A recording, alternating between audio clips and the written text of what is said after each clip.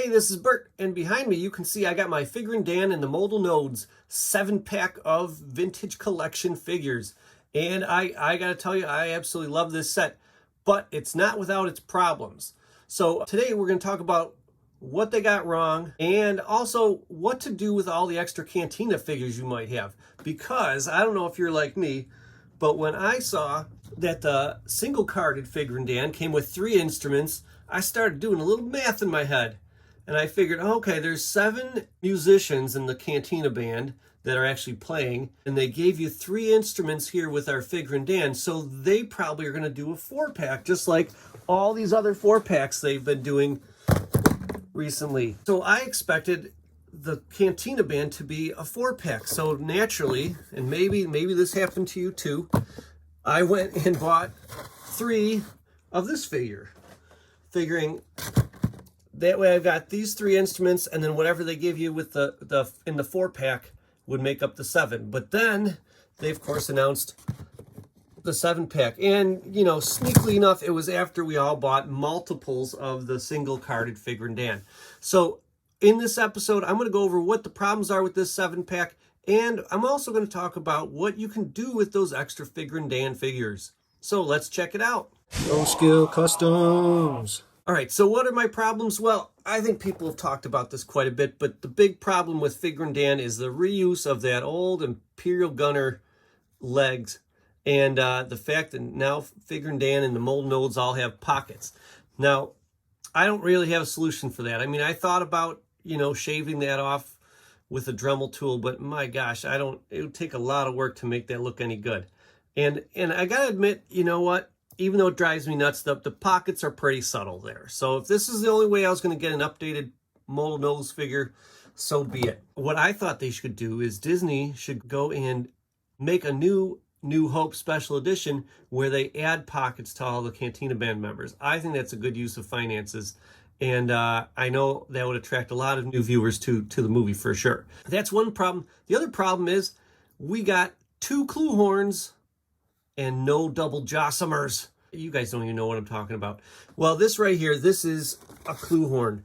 And there are 2 musicians in the Cantina band that play the clue horn. But the thing is, one of them was sitting it out. So if you guys remember this fellow, Liren Karn, that you can see in one of the close-up shots, he's not playing with the band.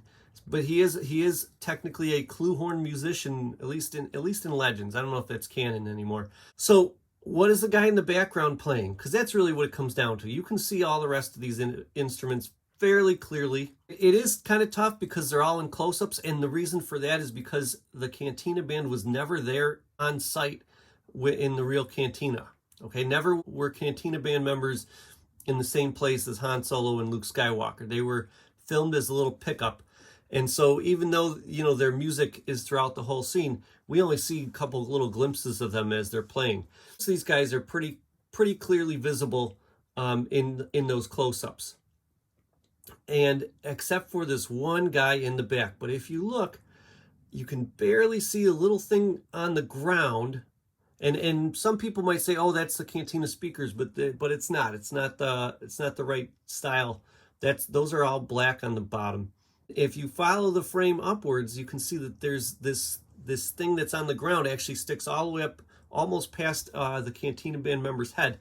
And that thing is what I'm calling the double jossamer. Now, other people have labeled the double jossamer this kind of small thing that looks like a fanfare. And as far as I can tell, I can't find a picture of that isn't just a fanfare, that's just relabeled double jossamers, because so many different places list this guy in the back who's Ichabod Gaunt as being the double jossamer player. That's what I'm calling this tall thing. And if you want a better view of it, because really it's like 99% obscured during this little moment on screen there, you can see it really well in the Star Wars Holiday Special. So there's a reason to go watch that, other than just a little cartoon short. So here it is off to the side on the left. And I mean, people thought that they just made a new instrument for this thing. Everything else is the same. I'm pretty sure this is actually just the item I'm calling the double jossamer. And so what do you do if you want your Cantina to be 100% accurate? Well, I mean, a simple thing is the double jossamer looks like I don't know, like two of the clue horns stuck together almost with a base at the bottom.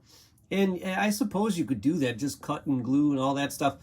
But I ended up at one point in time with a homing spider droid miniature. And I don't know where this came from, but it came to me broken. It had 3 of the 4 legs intact, and other pieces were cut off or missing. It had been through a lot. And what I did was I just simply cut one of the remaining 3 legs off, and I'm using that as my double jossamer. It's like the right height. It doesn't have a base that's as big as the one in that you can see so well in the holiday special. So anyways, that's my solution to the missing instrument. Now, what do you do with all these extra biths though? Okay, I mean right now I've got 3 extra biths. Well, I thought about selling them, but at this point, there's so many out there, you would be losing money. I can't take a loss. When it comes to taking a loss or making a custom, I go with making a custom every time. And so one idea that I had for you was you could make the bith musicians that are seen in the Phantom Menace. There's a whole bunch of them. What you'd have to do though is paint their get-ups purple, because they're kind of like a purpley colored outfit that they've got on. So that's one. Number 2, you can paint or dye the legs on Figrin D'an here. You can paint or dye them black, and you can make, I think it's his cousin, Figrin D'an. And that Figrin D'an is featured in the special edition Return of the Jedi. If you look at the original Figrin D'an, he's got a gold instrument. It kind of looks goldish in the movie. If you don't want to go and buy a Power of the Force toy just for the clue horn here, you could just use the clue horn that comes with them. And I think that would work just fine. Okay, but I mean, you can see he's such an improvement over this Figrin D'an. Get out of here, you're sad. So that's another option. So you've got the Phantom Menace, you've got Figrin D'an in Return of the Jedi, and also you can make the Jedi Futon. I think that's how you say it. He's the one there. I mean, apparently there's been several Bith Jedi over the years, but he's the one that's from the Clone Wars era. And actually, not only that, but I found that fella in Attack of the Clones. I never knew that there was a live-action Bith Jedi, but there is. He could be seen right as Obi-Wan is approaching Yoda to find out about the missing planet of Kamino. So you can see him right there in the background talking to Aayla Secura. And the way I made this figure is I took an Obi-Wan Attack of the Clones figure, since he's so plentiful, and I basically just swapped out the hands and the head.